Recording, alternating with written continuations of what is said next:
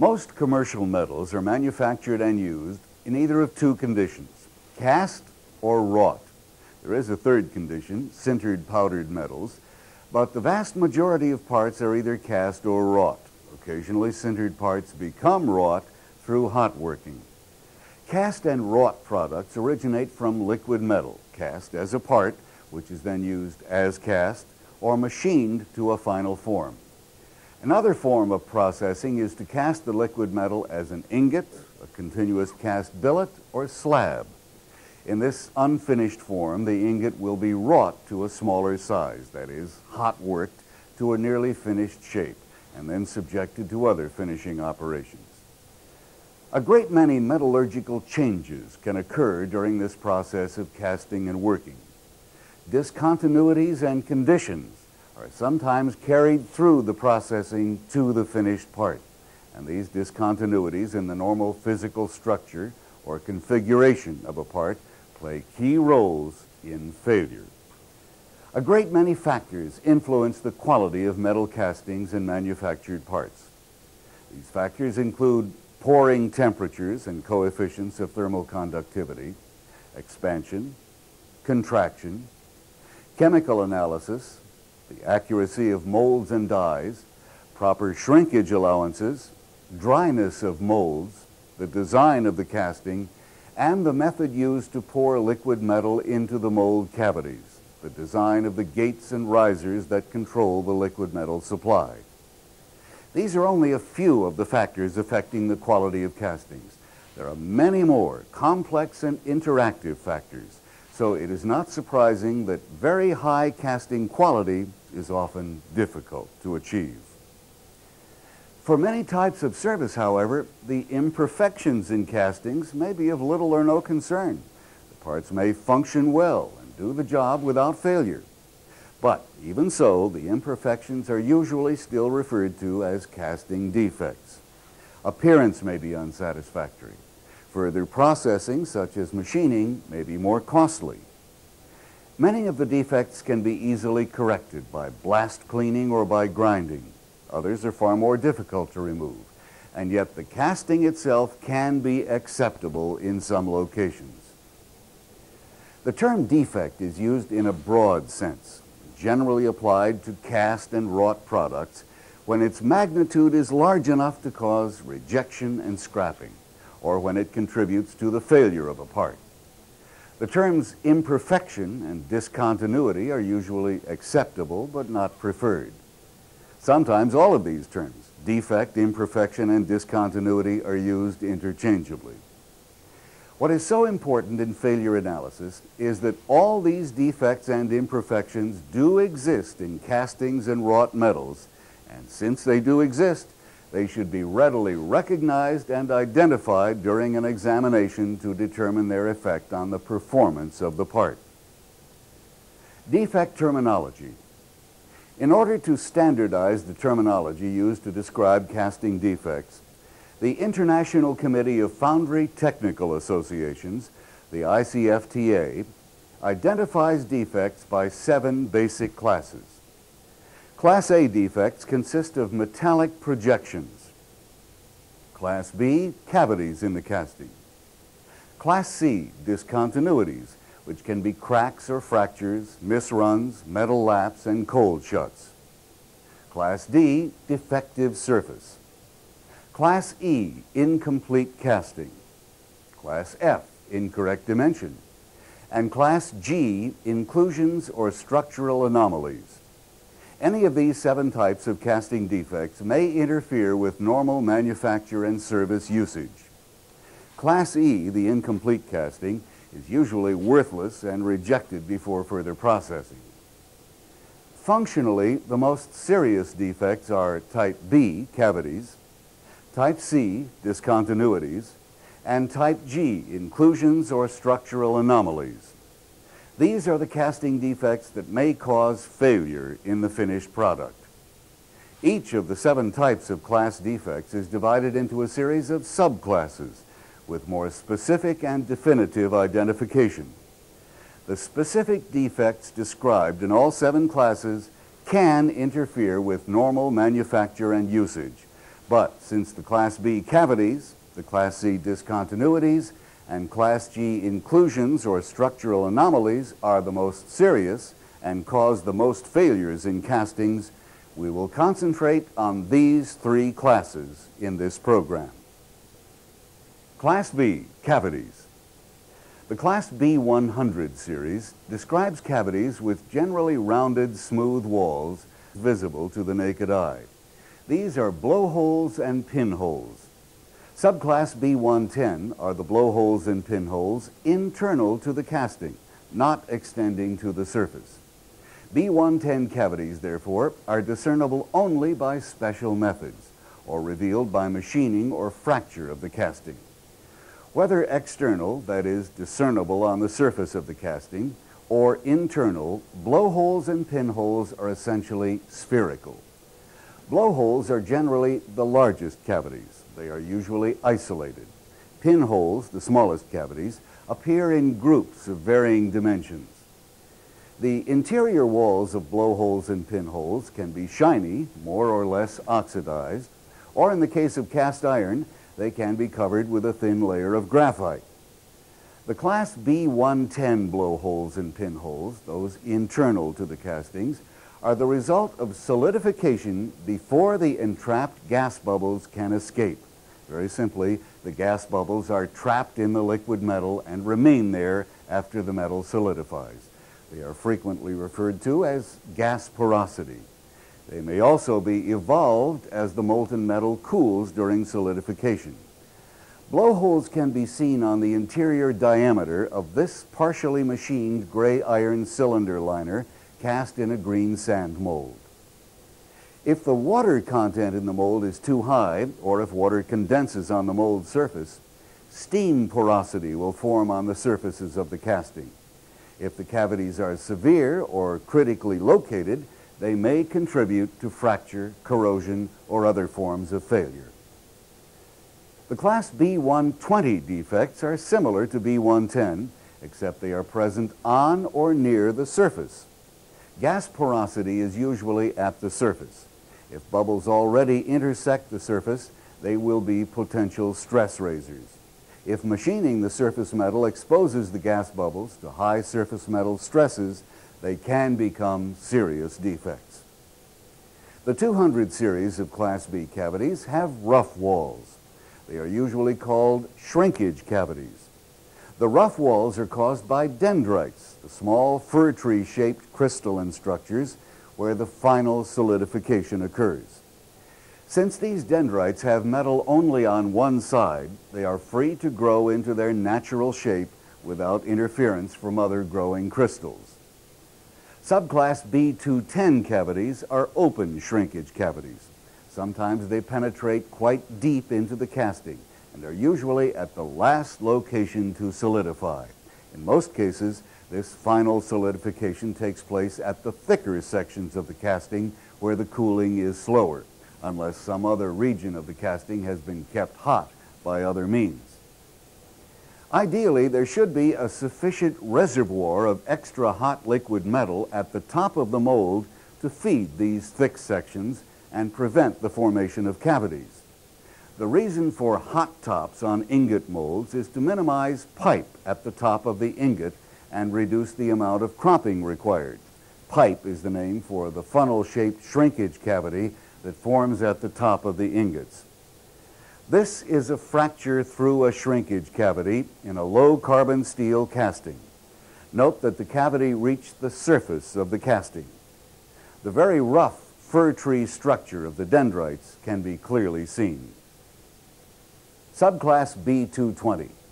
The cavities of this subclass also have very rough internal surfaces due to dendrite formation. However, the 220 cavities are not open to the surface of the casting. Usually, they are at the center of the thickest section. In very large castings, the B220 cavities may also be very large. If an ingot casting is subsequently forged or pressed to hot form the rough shape of the finished part, the cavities may even form cracks outward toward the surface. This type of shrinkage cavity is sometimes formed if the metal above the region solidifies and forms a barrier, This barrier prevents the hot top from feeding liquid metal to the shrinking metal below. Hot tops are used with ingot molds. Risers are used with castings for the same purpose. Although some shrinkage occurs within the hot top, this portion of the ingot is cropped prior to forging or rolling. In small parts, these 220 cavities may be detected by either radiography or by ultrasonic testing. In large parts, radiography becomes impractical, and only ultrasonic testing can detect the cavities. Class B 300. The 300 series are shrinkage cavities that form a porous, spongy structure. These small shrink cavities usually occur at grain boundaries, whereas gas porosity may occur within the boundaries. The cavities themselves are barely perceptible to the naked eye. They result from many small shrinkage locations within the metal and may result in leakage if the casting contains liquid. Various sealers may be used to seal the porosity to prevent leakage and other problems. Summary: Class B cavities, blowholes and pinholes. B100 series, rounded cavities with smooth walls, perceptible to the naked eye. B110 cavities, rounded with smooth walls, usually internal. B120, similar to 110, but intersecting the surface. Cause of cavities: gas porosity. B200 series, rounded cavities with rough walls, usually called shrinkage cavities. Cause of rough walls: dendrite formation.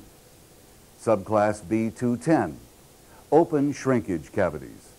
B220, closed shrinkage cavities.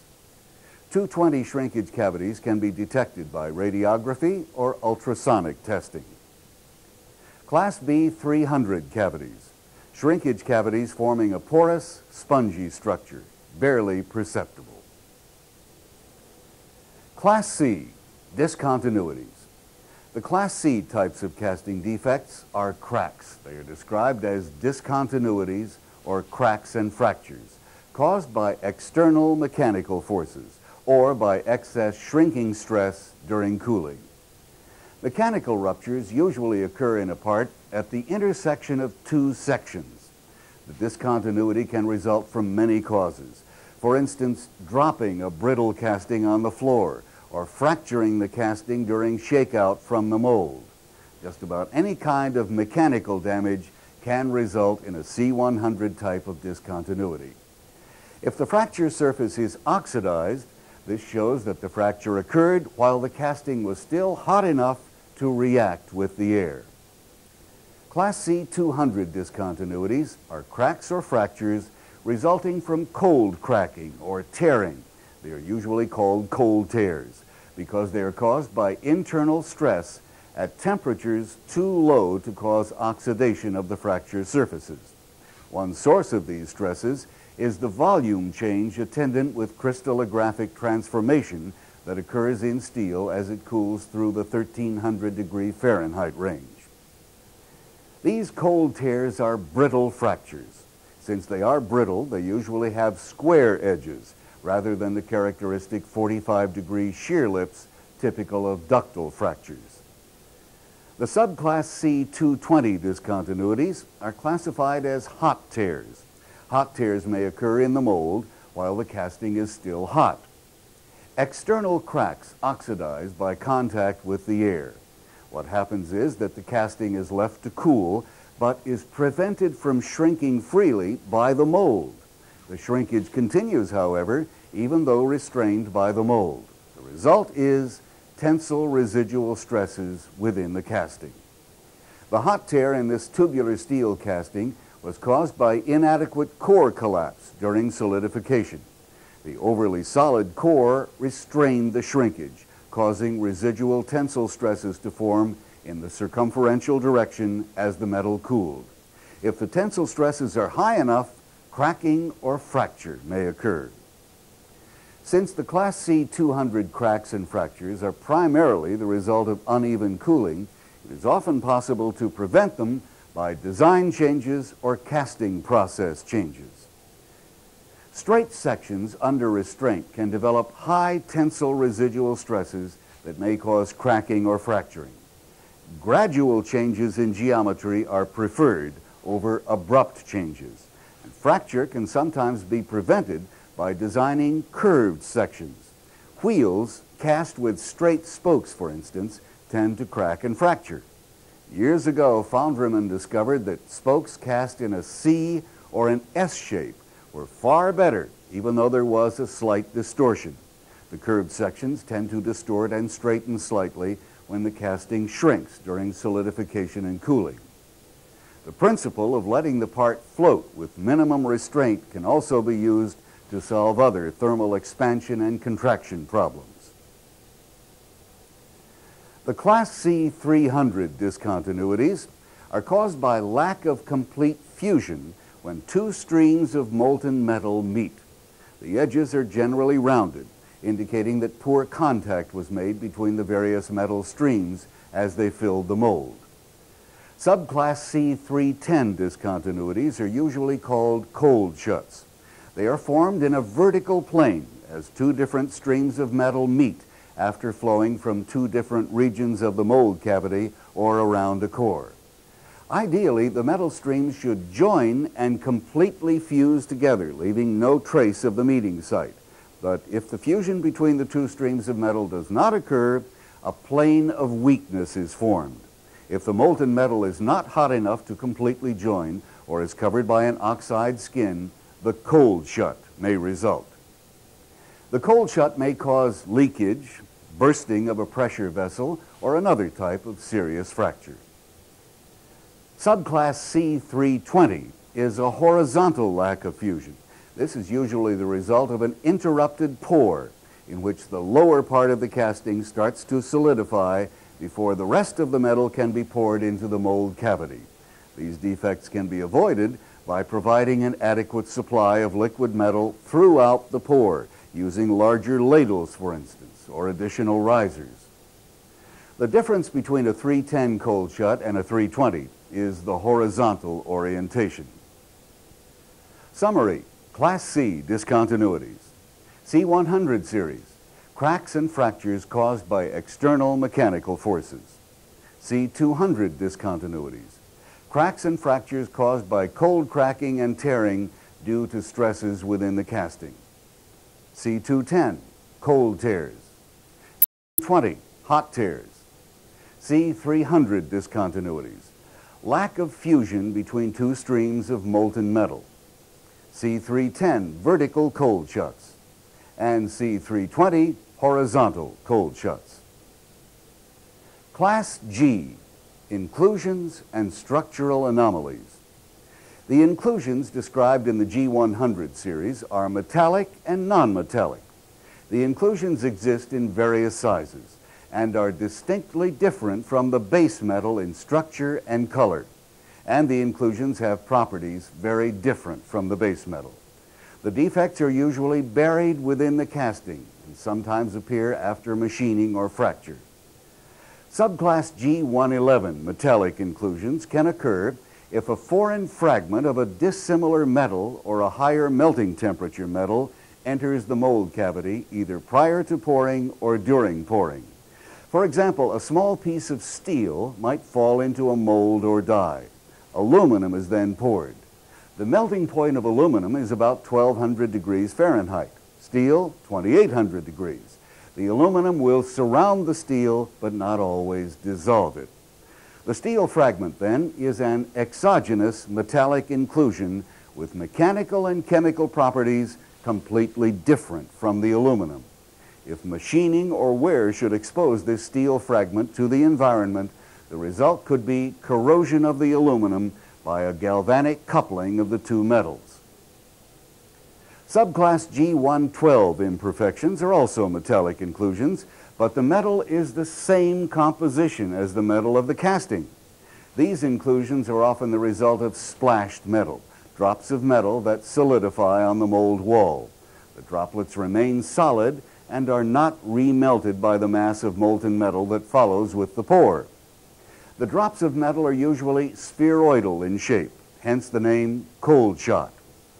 The surface of cold shot is frequently oxidized by contact with the air, and this, of course, makes them even more difficult to remelt. Subclass G121 are non-metallic indigenous compounds, usually the result of slag, flux, or dirt and reoxidation materials, usually referred to as dross. Subclass G122 inclusions are combined slag blowhole defects. They sometimes occur in ferrous alloys. These non-metallic inclusions are usually associated with blowholes within the inclusions as well as in the mass of the casting. They are usually the result of complex reactions between the cast metal, the mold, and the atmosphere. Subclass G131 are sand inclusions. These occur during the sand casting processes of most metals when loose sand is entrapped in the casting. Subclass G144 are hard spots, inclusions of very hard compounds. They are usually dispersed throughout aluminum die and permanent mold castings. These hard spots are normally detected during machining, finishing, or surface treatment. Hard spots do not usually cause failure, but they can cause real trouble during manufacturing. Summary: Class G, inclusions and structural anomalies. G100 series, metallic and non-metallic inclusions. G111, exogenous fragments. G112, cold shot. G121, non-metallic inclusions, slag or flux. G122, slag blowhole defects. G131, sand inclusions. And G144, hard spots. Effects of microstructure. Certain aspects of microstructure can be detrimental to the performance of iron and steel castings in service. For instance, embrittling intergranular networks can form in the microstructure. In gray iron, there can be graphite flakes of unfavorable shape, size, or distribution. Surface structure gradients, such as accidental carburization or decarburization, can affect the microstructure. A generally unsatisfactory microstructure can result from improper material selection, from improper composition for section size, or from incorrect heat treatment. Intergranular networks. These are the networks that surround the grains often encountered in as-cast ferrous alloys. These intergranular networks may be either ferrite or carbide, depending mainly on the composition of the metal and the rate at which the casting was cooled from the molten state. The networks usually result from cooling too slowly through the transformation range. The result is a casting of low ductility and low toughness. Either the low strength of the ferrite or the brittleness of the carbides will constitute a path of weakness through the network. The presence of intergranular networks is indicated by low energy in impact tests. The networks can also be detected by metallographic examination. In other circumstances, the grain boundaries may contain a film instead of networks. Iron sulfide, oxide, and nitride films are the most common. These films also have a severe effect on ductility and toughness. In some instances, the presence of a film may be suspected, although not conclusively proven. Excess aluminum in steel castings may form aluminum nitride intergranular films. These can result in intergranular rock candy fractures. Graphite in cast irons can cause problems. The size, shape, orientation, and distribution of graphite in gray, ductile, and malleable iron castings has a tremendous influence on the mechanical properties of the metal. For any given gray iron composition, the rate of cooling from the freezing temperature to below approximately 1200 degrees Fahrenheit determines the ratio of combined carbon to graphitic carbon. This ratio controls the hardness and strength of the iron, and for this reason, the effect of section size is considerably greater for gray iron castings than castings of more homogeneous ferrous metals. The cooling rate for homogeneous ferrous metals does not affect the form of the carbon content. The normal or usual microstructure of gray iron is a matrix of pearlite with graphite flakes dispersed throughout. Too rapid cooling with respect to carbon and silicon contents produces a mottled iron. This consists of a pearlite matrix with both graphite and primary cementite, which is the iron carbide. Very slow cooling of irons containing larger percentages of silicon and carbon is likely to produce considerable ferrite as well as pearlite throughout the matrix, together with coarse graphite flakes. To prevent this, castings are removed hot from the mold to allow faster air cooling. Under some conditions, a very fine graphite may be formed near casting surfaces or in thin sections. This fine graphite is frequently surrounded by a ferrite matrix, and the result is soft areas in the iron. The shape of the graphite particles influences the ductility of both ductile and malleable iron. In ductile iron, if the shape of graphite nodules is inadequate at the foundry, the casting may fail to perform its intended function. Graphite flakes are internal stress concentrations. They intertwine and form a continuous path for fracture. Spherical nodules, or spheroids, are not stress concentrations. Carburization in steel castings is the result of a carbon-rich layer forming on the surface. If the atmosphere in the heat treating furnace is too rich, that is, too high in carbon monoxide and methane, the surface of the casting may become carburized. As a rule, the carburized layer is non-uniform and results in excessive hardness and brittleness. Decarburization, the loss of carbon from the surface of a steel casting, can occur during heat treatment if the furnace atmosphere contains an excess of carbon dioxide, air, or moisture. This is an oxidizing atmosphere, which removes carbon from the casting. The decarburized surface will be soft and low in strength, and thus may lack the fatigue resistance characteristic of the specified carbon level. Both carburization and decarburization are best revealed by careful hardness testing and metallographic inspection. Castings may not have the specified chemical composition. This is because they were poured from off-heat or improperly formulated melts. The result is castings that may malfunction. On the other hand, a material may have been specified that was not suited for the application. This may have been due to insufficient knowledge concerning the application.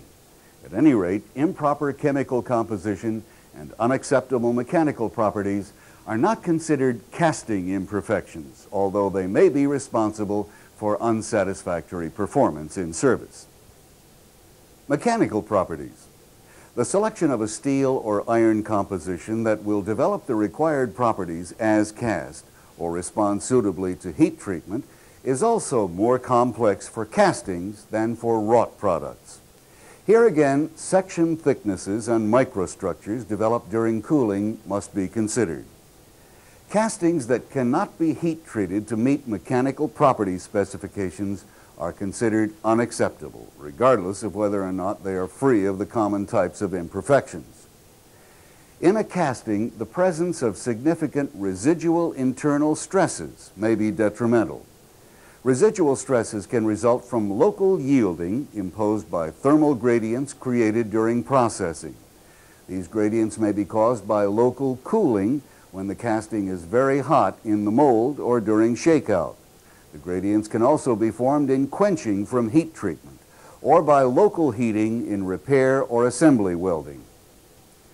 The effect is plastic stretching or compression of the weakest portion of the casting, which is the hottest. By the time the temperature equalizes in the casting, the stretched or compressed region is too long or too short to match the size of other portions of the casting. The result is a sizable residual internal stress. The stress may be compressive or tensile. Behavior in service then depends on whether these internal stresses are added to or subtracted from the applied service loads. The procedures used in the foundry can influence the creation of residual stresses in castings. Very high pouring temperatures will retard the cooling rates of thick sections. High pouring temperatures may or may not significantly affect the cooling of thin sections, but the interaction between the two may generate residual stresses. Shakeout at too high a temperature will accelerate the cooling of thin sections. Stress relief, if performed properly, can alleviate residual stresses. Most castings are given stress relief treatments to avoid movement during machining. Carburized and hardened surface layers usually have favorable compressive stresses that are beneficial to fatigue life. Castings tend to be less ductile than similar wrought metals, so as a rule, castings are more susceptible to damage from identification stamping than wrought materials. In many instances, the sharp indentations from stamping have nucleated fatigue cracks. These have resulted in failure. Markings made by electric pencils can also be the cause of crack initiation. Castings are best identified by placing letters or numbers in the mold, which is a safer practice compared to stamping or electric etching. One of the most common causes of failure in machine parts is fatigue under cyclic stress loading. Fatigue alone may be the cause, or fatigue in combination with corrosion. If the fatigue strength of the part has been reduced by a surface discontinuity, a crack, a tool mark, or a decarburized layer, the failure is usually attributable to the condition of the casting and not to the service conditions. But if the stress is unduly high, even a flawless casting can fail, and the failure should be attributed to service. The most common interpretation of the term overload implies mechanical stresses. Another source of overload, even more destructive, is thermal expansion or contraction that may be hindered by the geometry of the casting or the solidification of the metal.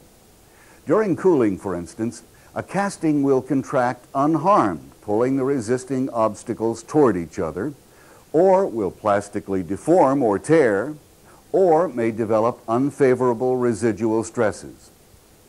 Castings can fail by corrosion alone. All too often, the materials engineer is not adequately informed about the environment in which the equipment will operate, and so a composition is specified that is inadequate for the environment. Result, failure by corrosion. In some instances, the specified material is perfectly suited for operation in the environment where it is initially used, but the environment is changed. Gray iron especially is susceptible to corrosion. When immersed in soft waters, salt water, mine waters, or very dilute acids, or when buried underground in some soils, particularly those containing sulfates. Corrosion eats away the iron matrix, lowering the mechanical strength. This leaves a soft, black, graphitic residue on the surface of the iron. If the residue is permitted to remain on the corroded surface, it serves as a protective coating, and this reduces the subsequent corrosion rate. Wrought metal. The term wrought metal is applied to all metals subjected to forming operations. These operations may be performed hot, warm, or cold, as the continuous cast billet, slab, or as cast ingot is formed into a finished or semi-finished product. The processes producing wrought metal include rolling, forging, swaging, pressing, upsetting, drawing, extruding, and any combination of two or more of these processes. Wrought metal is a general term. Wrought simply means worked. That is, it is plastically deformed. Many commercially used metals and metal parts are wrought metals. All others are castings or sintered metal parts. A forging is one form of wrought metal. Forgings may be produced from most metals and their alloys, including aluminum, copper, steel, titanium, heat-resisting alloys, and refractory metals. The size of a forging is limited to the available equipment. Forgings can vary in size from large hydraulic press forgings weighing 200 tons and more to no-draft forgings weighing only an ounce or two. Warm forging is a working process to improve the plastic flow properties of certain steels and sometimes other metals. Warm forging involves heating to some pre-established but relatively low temperature. For example, certain grades of stainless steel can be warm forged to specific shapes by heating no higher than 300 degrees Fahrenheit. Forging the same stainless at room temperature would crack the steel. The maximum temperature to which steels can be heated for warm forging is below the recrystallization temperature. The recrystallization temperature varies for different compositions and the amount of deformation. At temperatures higher than the recrystallization temperature, the process is considered hot forging. In cold forging, the metal is not intentionally heated. The energy required to actually deform the cold metal may raise the working temperature. For steel, cold working may raise the temperature 500 degrees or more. The amount of deformation that can be achieved by cold forging is small compared with hot forging. The hotter the metal, the more plastic it becomes and the more easily it is deformed. When a metal part is hot worked, the individual grains are deformed. The deformed grains then immediately begin to recrystallize, forming new, smaller grains. At lower hot working temperatures, the metal is more difficult to forge, but the resulting grain size will be finer and the metal will have better mechanical properties. If the working temperature is reduced below the recrystallization temperature, the deformed grains will not break up and form new grains. Instead, the grains remain deformed, and in this condition, cracking may occur if the remaining ductility is reduced below a critical level. Because wrought metals are used in such a wide variety of static and dynamic applications, it follows that wrought metals in general are subjected to almost every type of failure mode. Many of the imperfections found in forgings and the problems that occur in service can be traced to conditions that existed in the original cast form. When molten metal is cast into ingot molds or continuously cast into billets or slabs, a wide variety of defects can form. Some of these conditions are corrected during the hot forming operations that follow the solidification of the primary cast product. Hot working usually reduces the effect of imperfections, so the amount of correction that occurs very much depends on the degree of hot working. Defects such as porosity, not exposed to air, usually weld together during the hot forming process. Defects such as surface cracks that are exposed to the air usually do not weld together and are not corrected. These defects are carried over into secondary forming operations, such as hot rolling. For example, a common imperfection in cast ingots is the center shrinkage condition, commonly known as pipe. Pipe is often found in the upper portion of conventionally poured ingots. As the metal freezes, shrinkage occurs. Eventually, as the freezing and shrinkage progress, there is not enough liquid metal near the center line of the ingot at the top end to feed the ingot. As a result, a cavity forms in the shape of a cylinder or cone, hence the term pipe. This pipe may be carried over into the wrought metal. A hot top placed on top of the ingot mold serves two purposes in minimizing pipe. One, the hot top is ceramic. The metal in it remains liquid longer to feed the pipe as it forms. Two, the pipe formed in the hot top does not become part of the finished product and is cropped or discarded with the hot top metal prior to finish rolling or forging. Excessive hydrogen in steel may originate from moisture entrapped during the melting and casting, or may evolve from the metal during cooling. Entrapped hydrogen may produce small ruptures known as flakes. Flakes are the small cracks or voids that open up during the cooling of a large section if the cooling rate is too high. It is possible, however, for a metal to have a high hydrogen content without the presence of voids or flakes.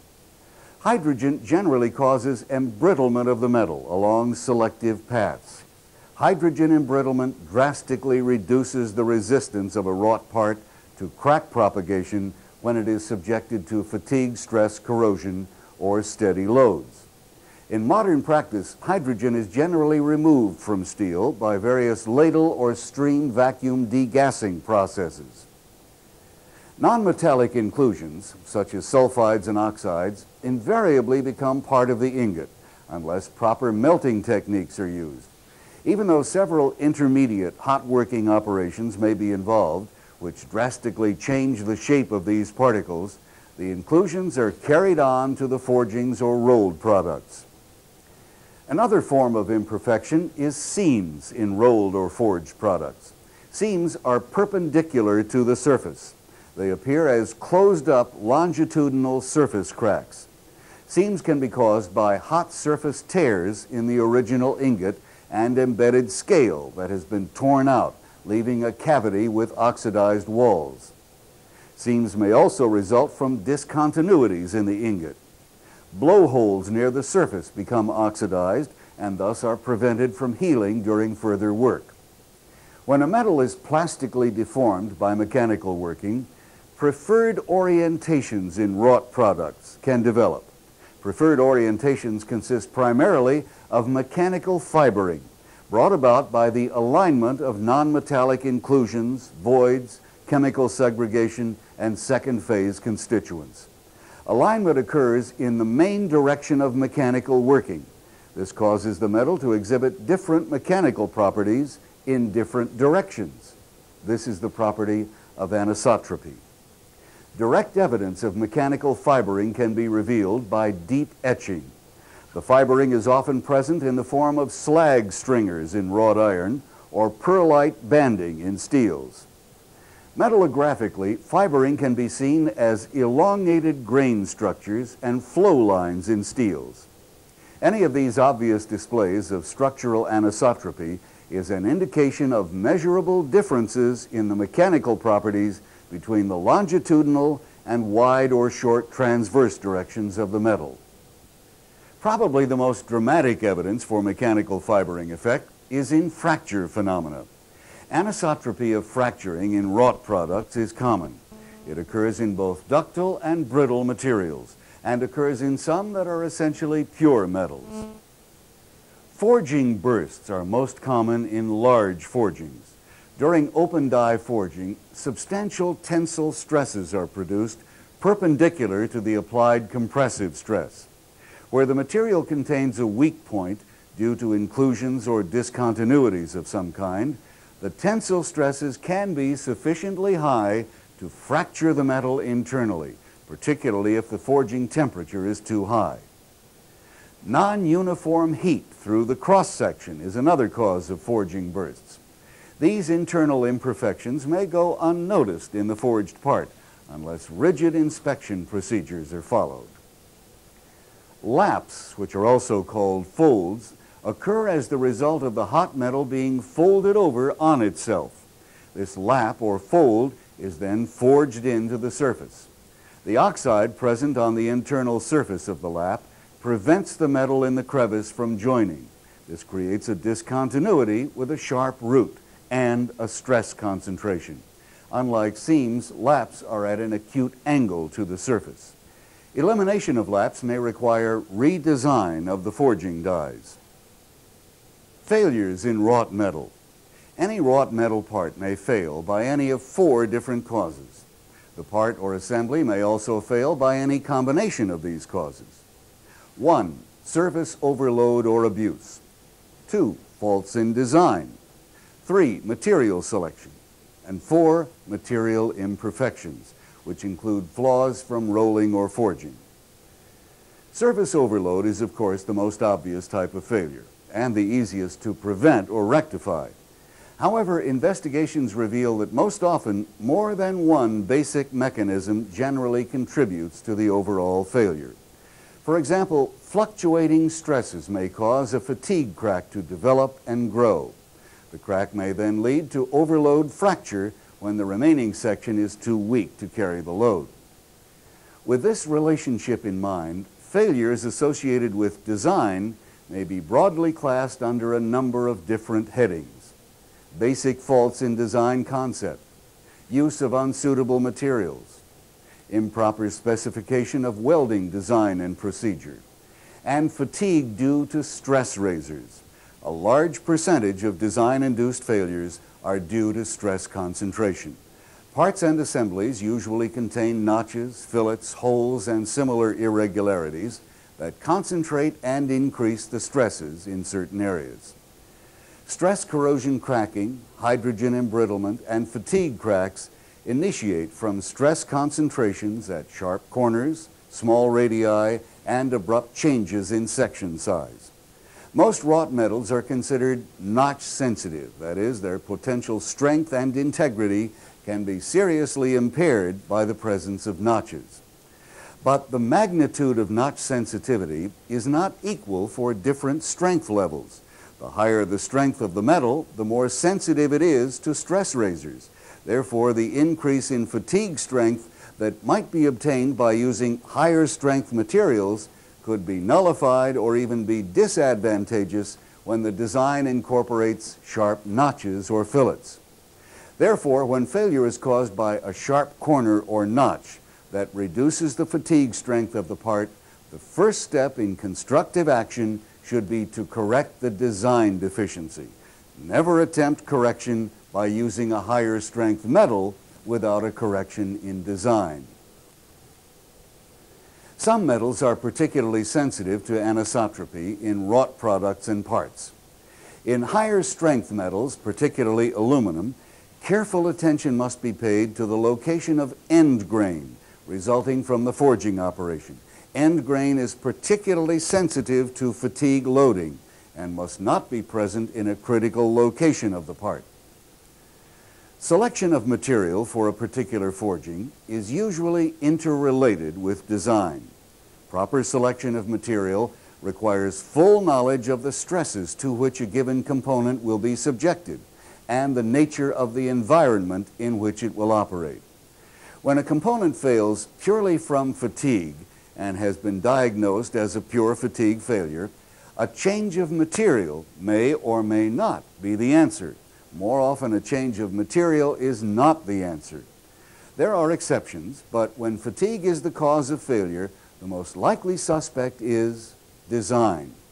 The practice of seeking a better material without considering all the evidence should be discouraged.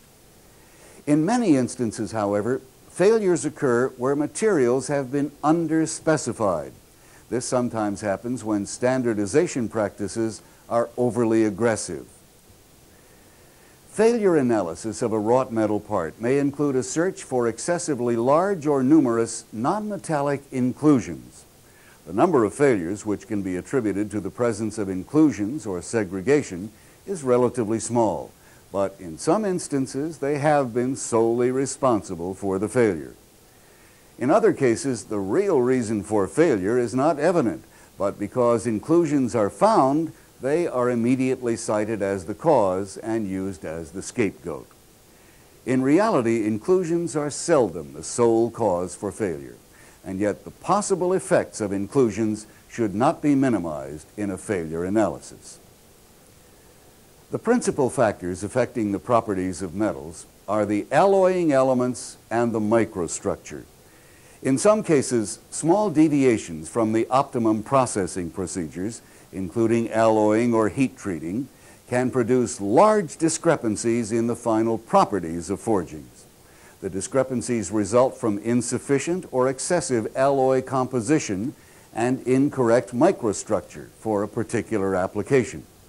Both alloy concentration and heat treatment have a pronounced effect on the resulting microstructure.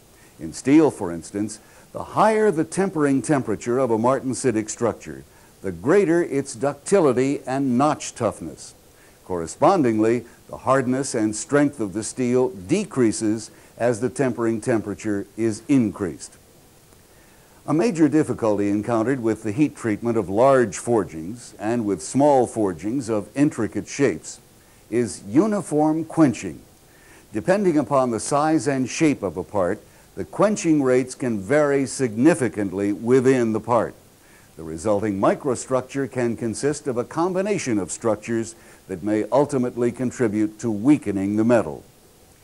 In general, the microstructure in steel that exhibits the best combination of strength and toughness appears to be tempered martensite. Other microstructures seem to have a less desirable combination of properties.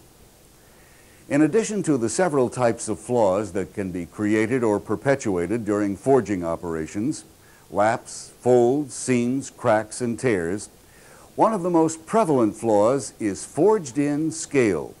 Forged-in scale can occur in almost any type or size of forging. The cause is from scale formed during heating. This scale has not been removed by an air blast to the dies before pressure is applied by the press or hammer. A reasonable amount of forged-in scale is seldom harmful if the forging is to be machined on critical areas. If not removed by machining, forged-in scale can nucleate failure. Burning is a term applied when a metal is grossly overheated. The overheating causes permanent and irreversible damage to the metal. The damage is the result of intergranular penetration of an oxidizing gas or incipient melting at the grain boundaries. A continuous network is formed around the grains that severely reduces strength and ductility in the metal. Burning is likely to occur in the forging of any metal, copper alloys in particular. Burned copper can be detected immediately by the presence of oxide in the grain boundaries. In steels, burning may manifest itself with the formation of extremely large grains and incipient melting at the grain boundaries. Burning cannot be readily detected by visual examination. However, a metallographic examination of the structure will show the enlarged grains and the pronounced grain boundary network. Burned metal cannot be salvaged and must be scrapped. The metallurgical changes are irreversible. Summary: wrought metal. Defects and imperfections. Pipe in the ingot casting carried through the metalworking operation. Flakes caused by hydrogen in steel. Non-metallic inclusions carried into forgings. Seams, mechanical fibering, anisotropy. Forging bursts and laps or folds. There are 4 basic causes of failures in wrought metals: service overload or abuse, design faults, material selection, and material imperfections, including forging flaws. Processing procedures can affect the final properties of forgings: quenching, tempering, and burning by overheating. The great majority of commercial metal parts on the market today are cast and wrought, so it stands to reason there are many different types of castings and many different ways that metal parts can be shaped. And every type of manufacture is plagued by its own unique problems and often its own unique discontinuities. Failure analysis of both cast and wrought metal parts requires attention to manufacturing history. It may often be wise, in tracing the cause of failure, to first determine whether or not the problem contributing to a particular failure came with the part that failed.